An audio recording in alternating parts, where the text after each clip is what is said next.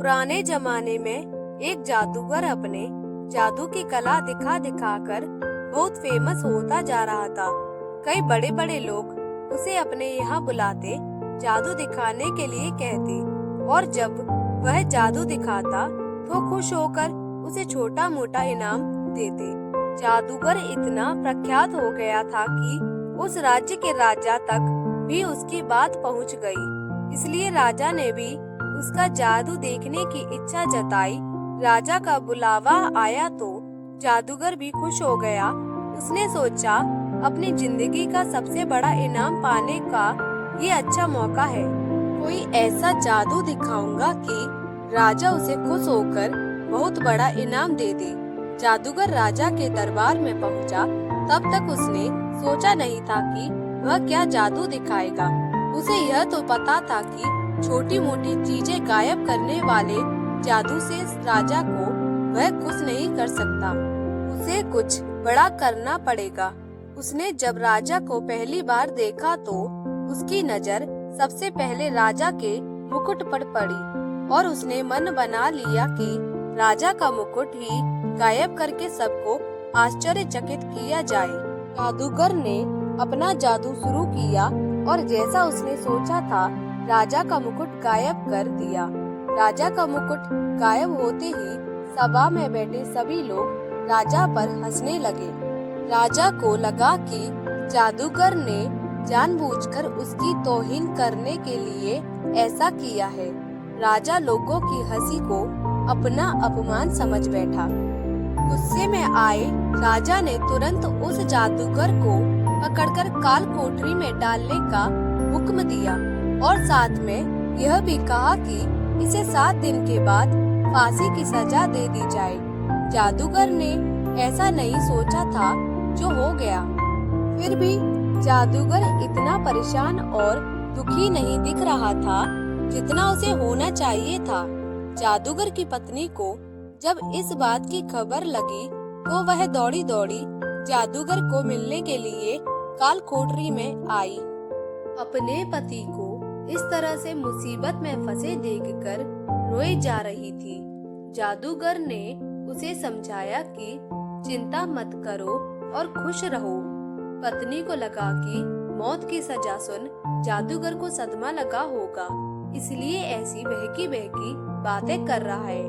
पत्नी बोली, आप ऐसे समय में भी कैसे खुश रहने की बात कर सकते हो? जादूगर पत्नी से बोला, अभी से क्यों दुखी होना, अभी मेरे पास 7 दिन बचे हैं, बाद में देखेंगे जो होगा ना होगा। जादूगर की पत्नी रोज उसे मिलने आती और जादूगर उसे खुश रहने के लिए कहता और कहता कि अभी इतने दिन बचे हैं। आखिरकार वह दिन आ गया जिस दिन जादूगर को फांसी देनी थी। राजा भी उस दिन अपने घोड़े पर सवार होकर जादूगर को देखने के लिए आया था। राजा को घोड़े पर देखकर जादूगर के दिमाग में एक आइडिया आया। वह राजा को देखते ही उदास होने का नाटक करने लगा और राजा को घोड़े पर देखकर जादूगर के दिमाग में एक आइडिया आया। वह राजा को देखते ही उदास होने का नाटक करने लगा और रोने लगा। राजा ने उसे कहा कि क्यों उस दिन तो मेरी बेइज्जती करके हंस रहे थे और लोगों को भी हंसा रहे थे, आज क्यों रो रहे हो? जादूगर ने कहा, महाराज, मैं मौत के डर से नहीं रो रहा। मौत का क्या है, वह तो एक दिन आनी ही है।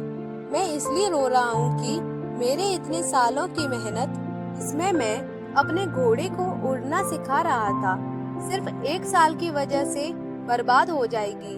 अगर मेरे पास 1 साल होता तो मैं अपने घोड़े को उड़ाने में कामयाब हो जाता। जादूगर की बातें सुनकर राजा को लगा कि अगर उड़ने वाला घोड़ा उसे मिल जाए तो वह दुनिया का सबसे सफल राजा बन जाएगा। वह उड़कर किसी भी अन्य राजा को बड़ी आसानी से युद्ध में हरा पाएगा। राजा के मन में लालच आते ही राजा उसे 1 साल तक का समय दे दिया और कहा कि अगर तुम 1 साल में मुझे ऐसा घोड़ा देने में कामयाब हुए तो तुम्हें फांसी की सजा नहीं दी जाएगी, लेकिन अगर तुम ऐसा नहीं कर पाए तो तुम्हें फांसी से भी बड़ी दुखदायक मौत दी जाएगी। काल कोठरी से छूटने के बाद जादूगर सीधा अपने घर पर पहुंचा। जादूगर ने देखा कि उसका पूरा परिवार और पत्नी उसके मौत का शोक मनाने के लिए इकट्ठा हुए हैं। जादूगर को देखकर सब आश्चर्यचकित हो गई। पत्नी जो पहले रो रही थी उसे देख खुश हो गई। थोड़े समय बाद सब अपने घर चले गए। जादूगर की पत्नी ने जादूगर से पूछा, राजा ने तुम्हें छोड़ कैसे दिया? जादूगर ने उस शर्त के बारे में बताया जिसमें जादूगर को एक उड़ता हुआ घोड़ा राजा को 1 साल के भीतर देना था।